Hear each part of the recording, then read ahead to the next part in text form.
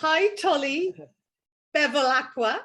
Welcome to Women in Sport WA interview number 10. I'm just making that up the top of my head. I'm delighted to have you on board today and to interview. I'd just like to say, I see you have a matching t-shirt like me. Where did you get yours? Well, I don't know, this amazing person named Karen sent it to me. Just want to note though, we did not work out our wardrobe before this, so no. Our viewers out there, this was not a coordinated thing. So, and I do notice that you're wearing your Perth Lynx hat. That's really good because I couldn't find mine. I am. I was looking for my jersey. My jersey though was the Waves back. All right, so it wasn't changed names just after that to Lynx. So I couldn't. Yeah. So I thought, well, let's go with the Perth Lynx hat. It's a pretty awesome hat. I love the color. Well, you're looking good. So the two main topics of discussion tonight, and I will try not to digress, are Perth Lynx at the moment and their game on Wednesday, and then your new head coach role with Mainland Payakai. Yeah. Okay, we'll get there. All right, we'll work on it. Yeah. So let's keep it current and let's go with the Lynx. So what about the performance against the Bloomers on Saturday? Wow. Like I said, I had to re-watch the game because I was rocking without John and stuff. And then by the time I woke up the next morning, that first half was some of the best basketball, that I've seen. And just, their spacing on the floor. One of the things that makes Perth so hard to guard is when they're all scoring from the 3-point line from positions 1 to 5. It makes them hard to guard because their spacing especially in that first half was just perfect. And then that's going to open up the driving lanes for everybody as well, because it's so spaced. And also their transition game, because they were catching the Boomers out, because in defensive transition, the Boomers were like getting to the paint first and then trying to fan out to the 3-point line, but they were too late because, Perth would just transition past the 3, knocking them down.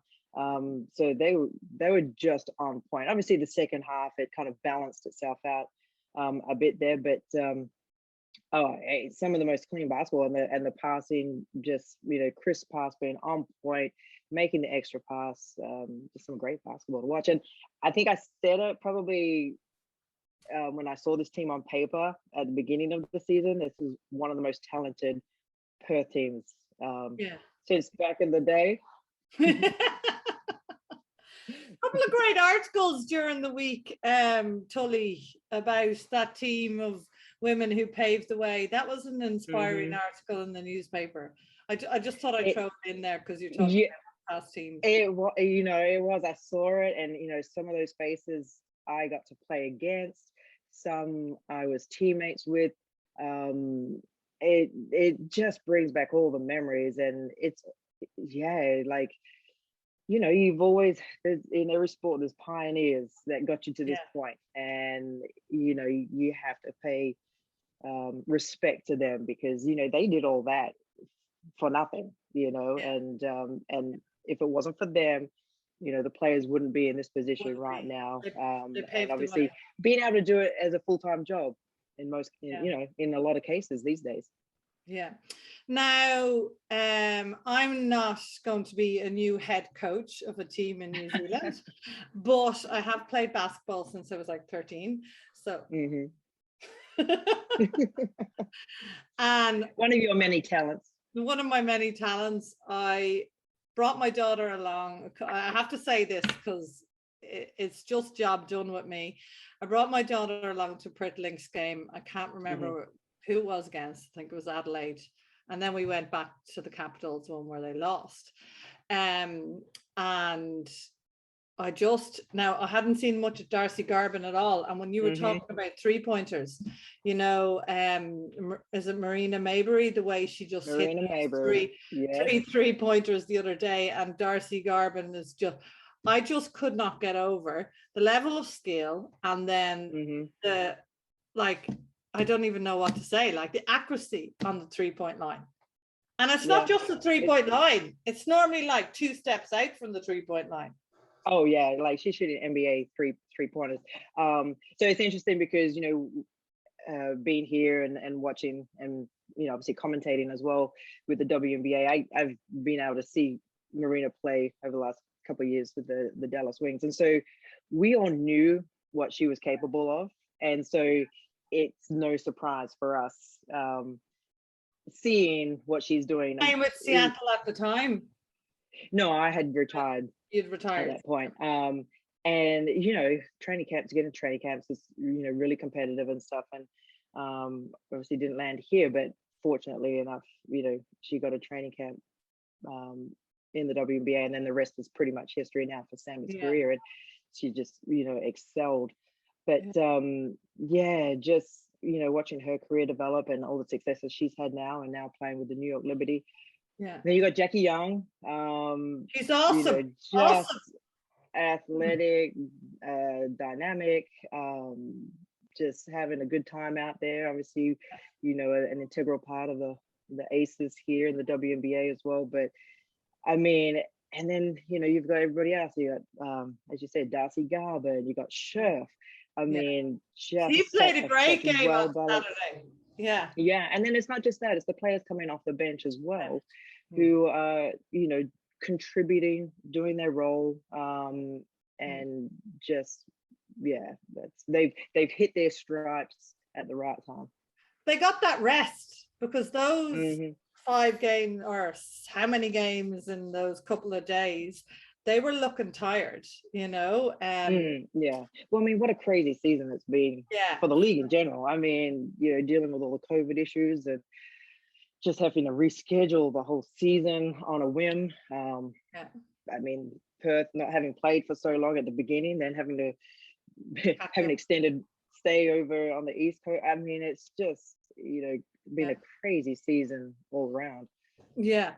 And I think it is. I think when you looked at them and listened to the commentators and the halftime talk, and they were like, "Ooh, nobody expected that," Yeah. And then the coach at the end was just like, their defensive game stood up or came up to the mark in that first half. That led that way, and that's what he said, and that's what a couple of the commentators were saying, that defensively. And I noticed the game when they played the Capitals, and you said that you've both played for Canberra and played for Perth, which is interesting because it was a really tough call. I can't imagine who made that decision for them. But Jackie and Young and Skies, this is our Sykes, the import for Canberra, they played each other out of the game in that game, like in Canberra in the first game. It was like defensively they were showing that they've got I don't know, I could be waffling here, Tully, but I just was impressed. You're sounding good. You're speaking the lingo. No, I mean, there is so much talent playing in the Australian League. You just talked about Brittany Sykes, athletic, one of the most athletic players. Just so much fun to watch, and the fact that Australia's now being able to bring back imports of this caliber says a lot about the league, and how highly regarded it is, that top WNBA players are wanting to come to Australia and play. And obviously there's funding there for it again now, so it's just phenomenal. And now, before we'll leave this in 2 seconds, but before we head into New Zealand, your seasons will all back up each other now, won't they? So what I looked at, the WNBA is finished when Australia's playing, and then Australia will be finished, and then New Zealand will be playing. Or will the WNBA be started again? Will you be able to get those imports over to New Zealand, is what I'm getting at. So the New Zealand League will pretty much happen, smack bang during the main portion of the WNBA. So I will hopefully get some commentating gigs with the Indiana Fever before leaving at the end of May to take on my role as the head coach in New Zealand. So it's, it wasn't a hard decision to make. I mean, this opportunity just, like we had spoken a little bit beforehand, had I wanted to get, was this something that I wanted to do? And to be honest, I thought that ship had kind of sailed a little bit. Hence why I went and got my real estate license as a backup plan. Always there. Yeah. And so when this opportunity, was presented, it was like real estate basketball. It was kind of a no-brainer. It was once, one of those opportunities I just couldn't pass up. So oh, you're frozen on me now. No sooner had I stepped in the bud, but that'll be there for down the track. We'll see how long this, ride takes me. But just grabbing the opportunity and got to make the most of it. And that's what life is all about. It is. Now, so this is the first pro league in New Zealand. So this is big for these basketballers over in New Zealand. Oh, this is just huge for, females, women's sport. They get to play on their home soil now for the first time. So that is just, I mean, I know what that's like. So, it'll be amazing to see and their reactions and that, when they get that chance now for the first time. But it's not just for the players of today that this is going to have a big impact on. It's the generations to come as well. So they're going to be pioneers themselves, being the first in the inaugural season. And so it's just going to have a huge impact on the youth. They can now see that there's this league that they can aspire to play in on their home soil. It's going to help obviously with their national team and preparing all their players for national representation. Just so many positives about it. And, they've seen more women's sports on TV, obviously reading about it more in the print. It's just going to excel the sport and bring more fans to come in and watch and support. Yeah, I think when they did all the announcement there last week, it was like, wow, this is huge. This is huge for me. I mean, just, on my snippet of social media, I mean, it blew up, and it's not just, from, people in New Zealand, like I said, everyone all around the world, you're connected on social media, were, so supportive and just, excited for this to be happening, not just for me, but for, the athletes in New Zealand. So, it had a trickle effect all around the world. And so then I was getting messages about, well, how do they get a hold of a T-shirt with, that logo on it? People want merchandise now. Merchandise. We all look for merch. So, it's like, click of a couple buttons, you can start sending off merchandise to everybody all around the world. But can you get it was pretty awesome. Yet? What was that? Are they ready for the merch yet? Do they have the line of merchandise out? I wouldn't put it past them because they have been on the ball with this rollout. And I need to give a shout out to Caleb Harrison for all his work that he's done to get all this going. So, I mean, it's been pretty awesome to watch, and it just makes it more exciting to, to get there and hit the ground running. And you're talking about the players being, start of something new and pioneering on their way. As a head coach, you're doing the same. Yeah. Well, yeah. Yeah, a couple of my players are actually have actually participated in the WNBL. Mary Goulding was with the Bendigo Spirit, so she's a part of my team, and Lauren Hippolyte was part of the development squad, I believe, with the Bulleen Boomers.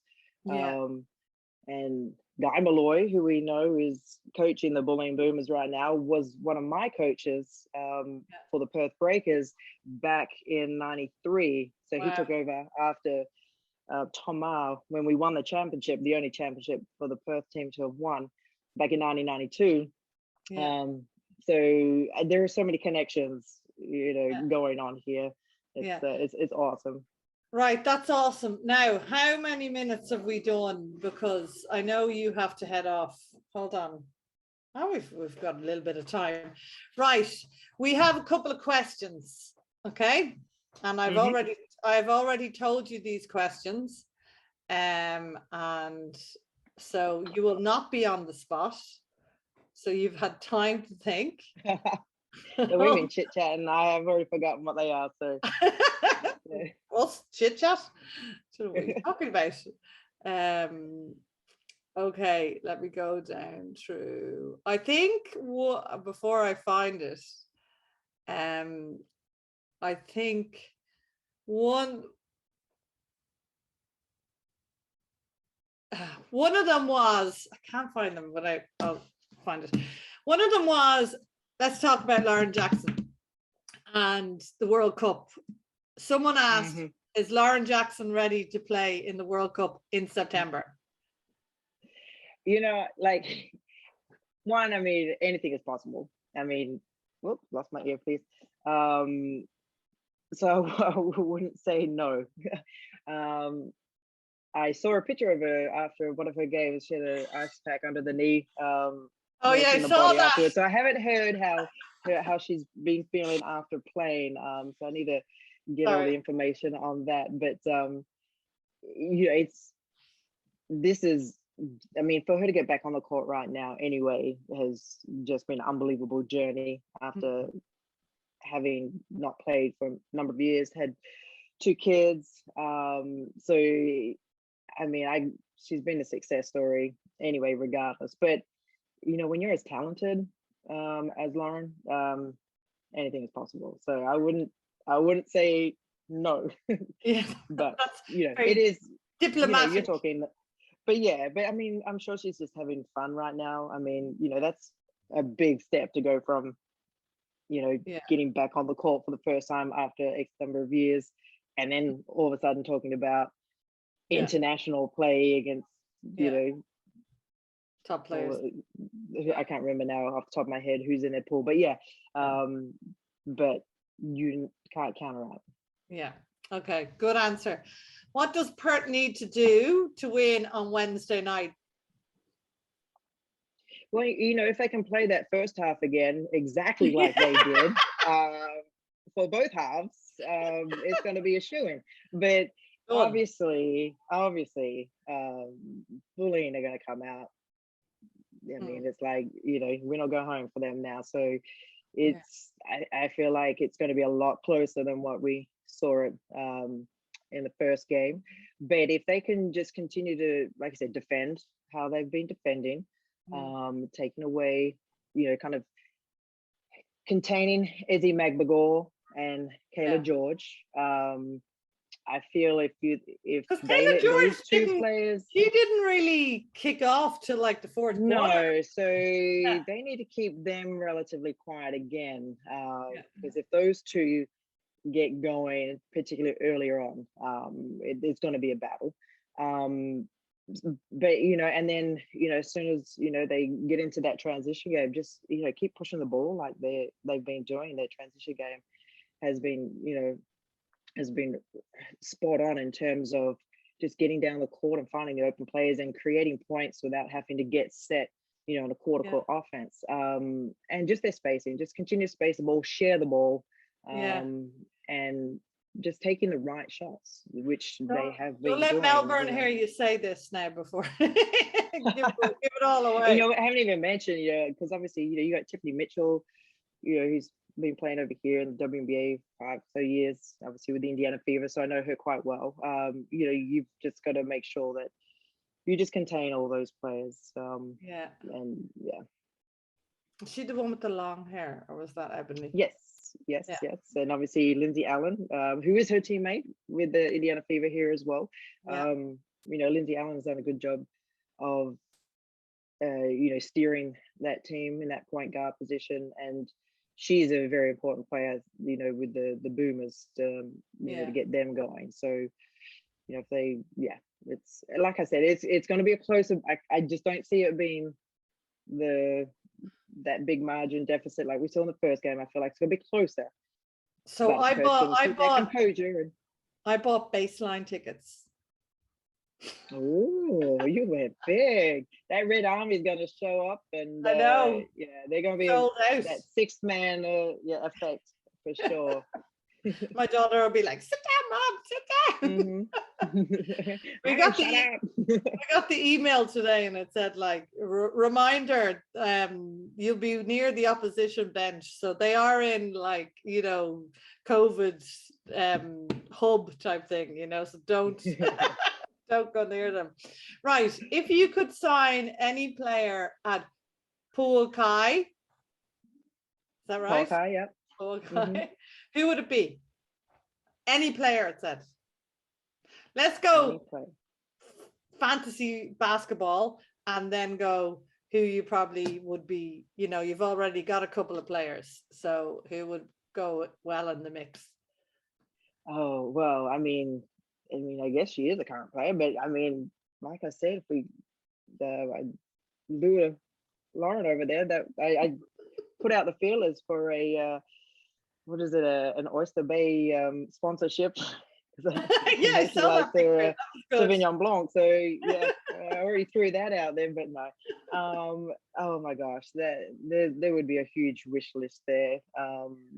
You know, Sue Bird obviously being another one. Just phenomenal. Dana Taurasi, I mean, who wouldn't want her on your team? You'd rather her on your team than again. So there's a few names for you. Yeah. Now I think I already asked you one of the questions, so I don't have to ask it again. I think that's there for the moment. Anika, one of our other ambassadors, she says hello. And Tully is an international ambassador with us.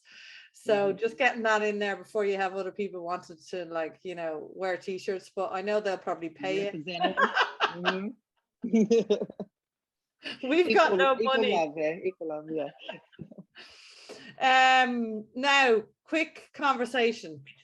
Oh shoot, that's the Ukrainian president there. I'm trying to fix my Instagram at the same time. March Madness. I don't know much about March Madness, and I haven't had the chance to watch it, but I have been enthralled by. I saw the social media stuff last year, and when I was talking to Carol a couple of weeks ago, which was really interesting because she's the one who founded the AIMCA, which was the Athletics Women's Association, or there's a W in there somewhere, before the NCWA, and then the NCWA took it over. And when last year happened, when with the weights and the equipment and everything last night, the discrepancies, the discrepancies. That's so good. You're so good at this. And Carol, they went to Carol for a quote, you know, and the press did over in the States. And I asked Carol again, so what do you think of it this year? And she kindly declined to answer because she said she didn't have time. Has the March Madness branding, has the athletes having these NILs, which I don't really understand about at the moment, but I'll figure it out. And the publicity behind these athletes brought it to another level this year. Well, the level has definitely been brought to a new high. But, and unlike yourself to a certain extent, I'm still learning all about the college background, the nil sponsorships, because I didn't grow up, you know, following college ball, you know, from Australia. Didn't really have a lot or anything to do with it, so I'm still kind of like a work in progress as well, learning all about it. But I mean, the women, they were able to be included in the March Madness branding this year for the first time, I believe, which is just crazy to you know, even think that it was the first year that they've been included under that March Madness, you know, banner kind of thing. I mean, you look at the game last night, they had a sellout stadium with over 18,000. The attendances across the board have all been more than previous years. I mean, there's just, the numbers show just how popular the women's game has become, and there's still such a long way to go. And with all the revenue that was probably made through all of this, I don't know how much, or if any, there really is going back into the women's side of things, because of the different legalities and stuff. So there's still a long way to go for them to reap the rewards financially of what's being made, through the March Madness. But I mean, the level of play is just phenomenal. I don't know if you saw, obviously with the time difference, if you watched the game. Not with the time difference. I do plan to watch the final there now when I get a chance tomorrow. I plan to watch it, but I just saw the images coming through Just Women's Sports and ESPNW and all the big sort of social media outlets. And then give a shout out there to Dawn Staley and the South Carolina Gamecocks. Congratulations. I mean, their journey is, and their story over, since Dawn's taken over and just elevated that program, and just what they continue to to achieve and strive for and keep, it's just phenomenal.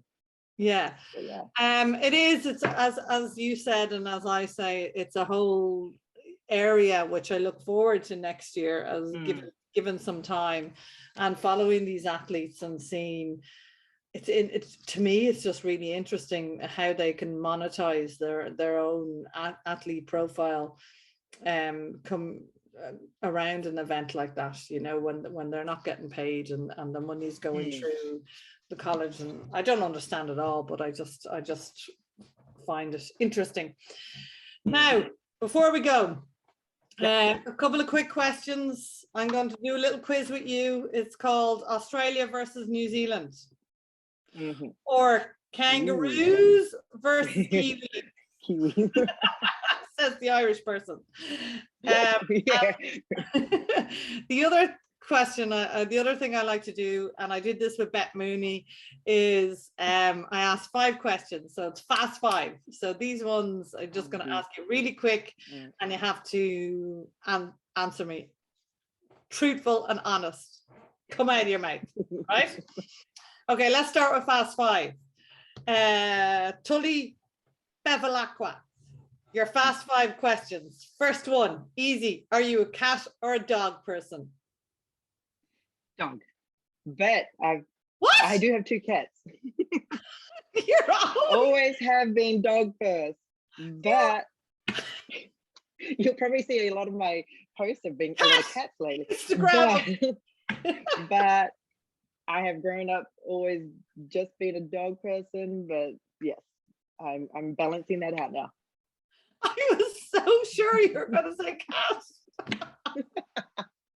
Surprise. That was the same with Beth Mooney as well. God damn it. Next question. If you didn't play basketball, what sport would you have played? My dad wanted me to play cricket. My grandpa wanted me to keep playing tennis. I would have loved to have been playing Aussie rules football. And I'm so jealous that, of all, and I mean, it's just, again, amazing to see that there's a women's football league now, because I wish back in my day there was that. I would have been all over that and probably wouldn't have continued on with basketball. So, yeah. It is Aussie rules football. Yeah, Bet Mooney said the same. I'm going to talk about Bet Mooney because she's like World Cup champion cricketer. Okay, what was the question after that? It's supposed to be 5. Oh my god, I'm only going to get to 3. I think it was like 3. Okay, favorite movie? Shawshank Redemption. Good one. Favorite song? Oh geez, look, I'm like a karaoke queen, and to pick one song is so hard. but I just went to Elton John. So, so one of my karaoke songs is a Tina Turner song, Proud Mary. Oh yes, But good one. Elton John's Rocket Man is He's in your head. being replaying in my head right now. So yeah, that one was a hard one, that one, but yeah. Okay, all right, let's give it to Elton John. Okay, yes. Fangirl, who are you a biggest fan of? Sporting. Ooh, growing up, well, Steffi Graf. Oh yeah. Yeah. So I was fortunate enough to go and get to see her play at the Homan Cup at Burswood. And I do believe my brother and I actually went with Germany, flags on our faces, because that's how much and he was a big fan. Yeah. I think Boris Becker was actually Steffi's partner at the time. Boris Becker's not in good shapes at the moment. Well, we're talking Steffi Graf, not Boris. But anyway, but I do have some German in the family line there, so but Steffi Graf, and basketball wise, Michelle Thames was then probably the next person basketball wise. So Michelle played like before you came in WA. She was, and then she played in that 92 championship team. So I was privileged to train and play alongside her, and obviously then play against her for many years in Australia and then also in the WNBA. All right, that's 4. I've forgotten what 5 was, so I think we'll just leave fast 5 as a fast 4. Fab 4. 4. Now, before I go to the Kiwi versus kangaroo questions, all right, we will hurry up. Now, you've got some cool friends, and I'm like FOMO with your friends, because you like have friends with Sue Bird and Megan Rampanono. How does that go? I only got to meet Megan the one time when I was in Seattle, and we were doing a fundraiser and for one of our former Seattle Storm teammates who has ovarian cancer, and so Megan came along to that with Sue. So it was pretty cool to meet her. Very easygoing person, very easy to talk to, and so that was pretty cool. But yeah. And what's Sue like? Sue's awesome. Like super nice person. One of the most intelligent players of the game that I've ever come across. Yeah. Well, aren't you lucky? And they're friends with you. See? Isn't that good? I'm sure that's on their resume as well. Who is? I'm sure that's one of the things they tell people. Yeah, no, I'm friends with Tully. Yeah. Well, the way your Fever fans on Twitter love you, they love you. They're like, love you. We love Tully. The fans are, and it's not just, I'm very lucky. It's not just here in Indiana. I mean, they continue to be awesome, supportive. But even when I go back to Seattle, I mean, the reception that they give me, fans don't forget.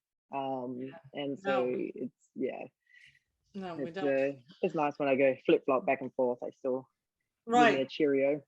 Let's do this couple of questions. The Kiwis versus the Kangaroos or whatever. Yes. Okay.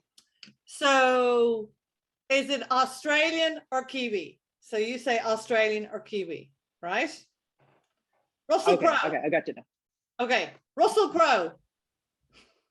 Oh, geez. Tweena. Can I add Tweena in there? Because that's a hard one, because he's lived in Australia for so long. We kind of count him as our own.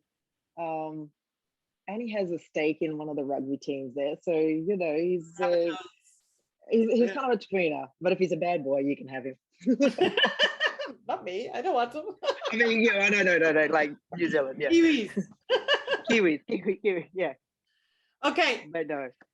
Pavlova. You mean Pavlova?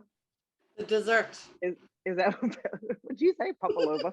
I was like, I was trying to work out was that an athlete's name or what? She was a ballerina. Pavlova. Oh, well, I mean, that's a big fight there. I mean, the Kiwis think that it was definitely theirs, which it probably may technically have been. But my mom made the best pavlova, so I'm going to give it to Australia. Okay, Mrs. Cook. She gets Cook or Crook? Yeah, Cook. Crook. Mrs. Crook gets it. Okay, I think that's a big debate because I did some research. And it is a big debate. Lamingtons. Oh God, that's so good. Australian. Yeah. Yeah, I'll have to research. We'll ask Instagram. I know, right? I got to Google all this afterwards because I have no idea. But when you just grow up with it, you just assume that it's. And what was the other man? The other one? That band, the Crowded House. Crowded House. Once again, I think once you've been in Australia for X number of times, you become a tweener. So yeah. We kind of put them under our wing a little bit there, so to speak. Yeah. But obviously Kiwis lived in Australia for a long time, spent a lot of time there. I don't know where they reside right now, but I think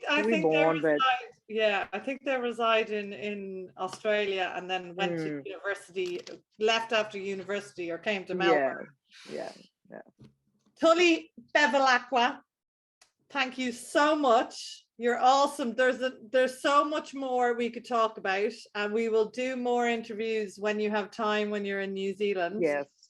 I have to do some follow-ups. Yeah, I'm sure you have loads of press over there going, and I will keep you on our toes. So after we hopefully win this match on Wednesday, we might get you to send us a little video or something. And I know you have a very funny story about the Aussie gear. What do you call it?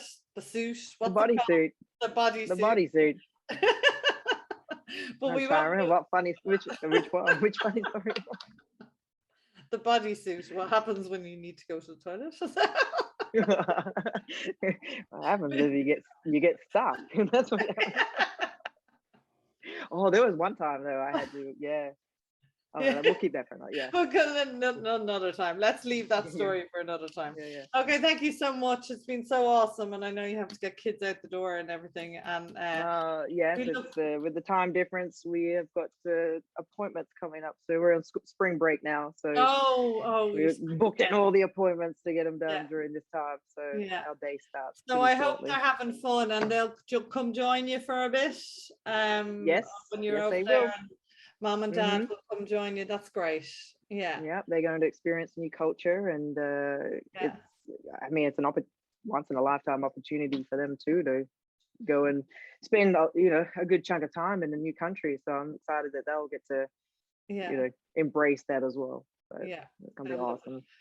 All right, Tully, thank you so much. WA loves you. Basketball world over here loves you. I have a love couple them of back. Amy loves you. I'll just say hi from Amy, and Dave, he loves you too. Amy, Dave, g'day. G'day to all the Aussies.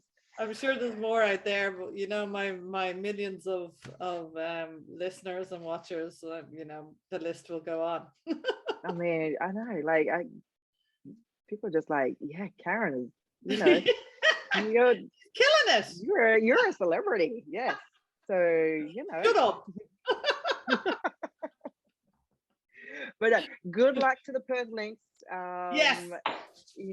Obviously, come on, the Lynx. I am going to be cheering for you. I'm going to make sure I can work out when the game is, so I can set my alarm to watch it. But yes, look, it's been 7 o'clock. 30 years since we won the championship. So it's time. It's time for Perth to bring it back home. Yeah, come on, our imports, and come on our home. And also congratulations to Ryan too, for Coach Patrick. Yes, for Coach of the Year. So keep that winning going. Yeah, that's awesome. All right, Tully, I'll let you go, and we'll talk to you soon. All right, Bye. Go Lynx. Yeah, go Lynx. Okay. Sport. All right, I've stopped recording.